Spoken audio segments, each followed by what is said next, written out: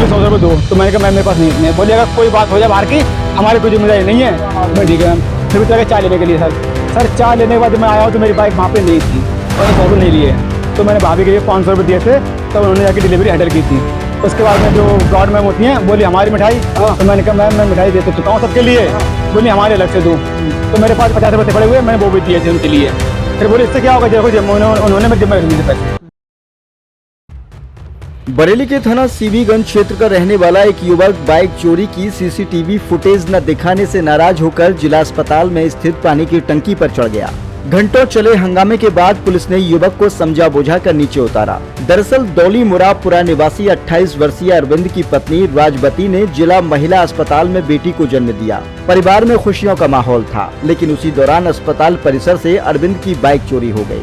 इस मामले में पीड़ित अरविंद ने अस्पताल प्रशासन पर और कर्मचारियों पर गंभीर आरोप लगाए हैं। उसका साफ तौर पर कहना है कि उसकी पत्नी की डिलीवरी के नाम पर स्टाफ द्वारा पैसे की मांग की गई और जब उसने पैसे देने से इनकार कर दिया तो उसकी बाइक को चोरी करवा दिया गया। अरविंद ने इसकी सूचना पुलिस को दी। पुलिस ने मुकदमा दर्ज कर लिया, लेकिन जब उसने अस्पताल कर्मचारियों से सीसीटीवी फुटेज दिखाने की मांग की तो उसे सहयोग नहीं मिला। इससे नाराज होकर अरविंद अचानक अस्पताल परिसर में बनी पानी की टंकी पर चढ़ गया और आत्महत्या करने की धमकी देने लगा। इस घटना से अस्पताल में अफरा तफरी मच गई। कर्मचारियों ने तुरंत पुलिस को जानकारी दी। सूचना पर थाना प्रभारी, चौकी इंचार्ज और आला अधिकारी मौके पर पहुंचे और अरविंद को समझा बुझाकर नीचे उतार लिया गया। लेकिन ये गंभीर सवाल है, एक पीड़ित को न्याय नहीं दिया गया और उसे मजबूरन आत्महत्या करने के लिए पानी की टंकी पर चढ़ना पड़ा, जिसके बाद में पुलिस ने समझा बुझाकर उसे नीचे उतारा। कुमार क्या हो गया, क्यों चल रहे थे पानी टंकी पे? सर मेरी बेबी डिलीवरी थी, कल मैं लेके आया था एम्बुलेंस में, बाइक भी लेके आया था।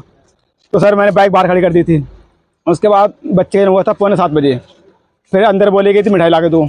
तो मैंने 100 रुपये दिए थे उनके लिए, उन्होंने 100 रुपये नहीं लिए। तो मैंने भाभी के लिए 500 रुपये दिए थे, तब उन्होंने जाके डिलीवरी हैंडल की थी। उसके बाद में जो गार्ड मैम होती हैं बोली हमारी मिठाई। तो मैंने कहा मैम मैं मिठाई दे तो चुका हूँ सबके लिए। बोली हमारे अलग से दो। तो मेरे पास 50 रुपये पड़े हुए, मैंने वो भी दिए थे उनके लिए। फिर बोले इससे क्या होगा, देखो उन्होंने मेरे जिम्मे रख दिए थे पैसे। बोले 100 रुपये दो। तो मैंने कहा मैम मेरे पास नहीं इतने। बोले अगर कोई बात हो जाए बाहर की, हमारी कोई जिम्मेदारी नहीं है। तो मैं ठीक है मैम। फिर भी चला चाय लेने के लिए सर चाय लेने के बाद जब मैं आया हूँ तो मेरी बाइक वहाँ पे नहीं थी। तो फिर मैंने बताया था अंदर के लिए, तो कोई बात, फिर मैंने 112 पर कॉल लगाई, नहीं लगी। फिर भैया थे उन्होंने लगाई थी कॉल, उनके नंबर से कॉल लग गई थी। फिर राहुल सर आए थे और मनोज कुमार सर आए थे, मनोज पाल सर। उसके बाद कोतवाली ले गए थे वो लोग। कोतवाली जाने के बाद उन्होंने FIR लिखी थी। फिर बोले जाओ सुबह जाके कैमरा चेक करा लेना। अब सर मैं सुबह आया था, मैंने इनसे कहा था कि सर मुझे कैमरे चेक करा दो, मेरी बाइक गुम हो गई है। तो बोले यहाँ नहीं होंगे, पहले बोला गया कोतवाली से किसी के लिए, तब करेंगे। फिर मैं कोतवाली गया था। कोतवाली जाने के बाद में उन्होंने फिर दोबारा FIR लिखी GT पे। फिर बोले ऐसा जाओ और RC लेके आओ, पहले RC आएगी तभी मुकदमा लिखाया जाएगा। तो मैंने कहा सर मैम, मैंने कहा जब तक कि मुझे कैमरा दिखा देती तुम संतुष्ट हो जाए मुझे मेरे लिए। तो बोले हाँ जाओ उनसे कह लेना। अब जो अलका मैम जो है यहाँ की CMS है जो, उनसे मैंने कहा था मैम मेरी गाड़ी बाइक चोरी हो गई है महिला गेट से और मुझे बाइक कैमरा दिखा दो। बोले मैं क्या बाकी मालिक हूँ क्या, वो उनसे जाकर कहो, वो देखेंगे। तो मैंने कहा मैम, बोली मेरा नाम तुम्हें किसने बता दिया? मैंने कहा भैया उन्होंने बता दिया। बोले उन्हें बुला ला, वो खुद चेक करा देंगे। और उन्होंने दोबारा लक्का भगा दिया। फिर मैं एक से कहा था, बोले नहीं कुछ नहीं हो सकता है। तो कितने दिन से तुम्हारी वाइफ यहाँ पे भर्ती थी? सर कल हुई, कल शाम से। तो स्टाफ का कैसा रवैया था? सर स्टाफ का रवैया ये है, जब तक उन्हें पैसे ना दो कोई काम नहीं होता है। स्टाफ अंदर ले गए, अंदर जाते पहले 100 करोड़ ले लिए उन्होंने, तब उसकी जाकर कहीं देख रेख हुई थी। और जब बच्चे का जन्म हुआ तो उन्होंने पहले 500 रुपये ले लिए हैं, तब कहीं जाकर बच्चे की देख रेख उन्होंने की है। अब क्या चाहते हो तुम? अरे सर मैं क्या चाहता हूँ, कम से कम ये लोग अपनी जिम्मेदारी से काम तो करें।